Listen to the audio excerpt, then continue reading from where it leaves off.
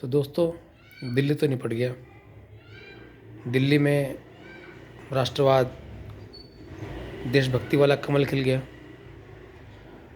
आम आदमी पार्टी झाड़ू का सफाया हो गया। दरअसल ये कांग्रेस और आम आदमी पार्टी के बीच में जो नूरा कुश्ती चली है, वो बीजेपी की बी टीम है, वो बीजेपी की बी टीम है, तुम बीजेपी के दलाल हो, तुम बीजेपी के दलाल हो, और साथ में हमारे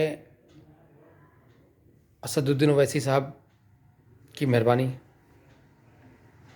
इन तीनों चीज़ों ने मिलके बीजेपी को ज़बरदस्ती 48 सीट दिलवा दिया।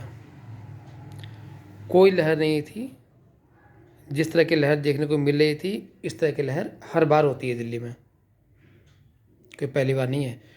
इसी लहर में बीजेपी की कभी 3 सीटें आईं तो कभी 8 सीटें आईं।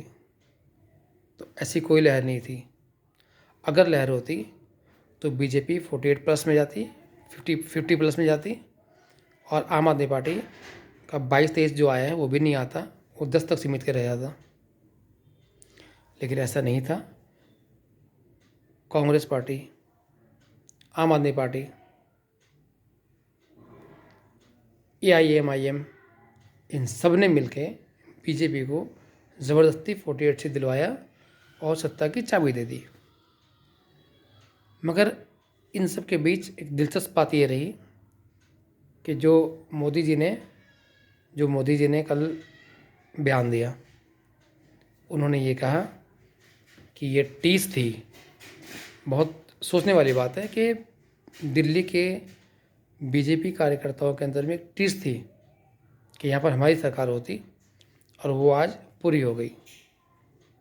आप इसको ऐसे कह सकते हैं कि मैसेज डायरेक्ट नीतीश बाबू के लिए है, बिहार के, क्योंकि अगला चुनाव अगली बारी बिहार की है। और नीतीश साहब, सुशासन बाबू, दिल्ली से भी बड़ी टीस बिहार की बीजेपी कार्यकर्ताओं में है।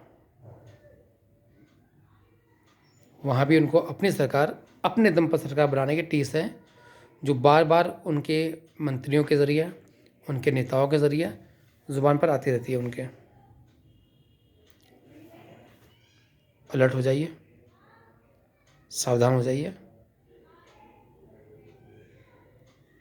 अपनी कुर्सी बचाने के लिए बिहार की जनता को बीजेपी के पाले में मत झोंकिए।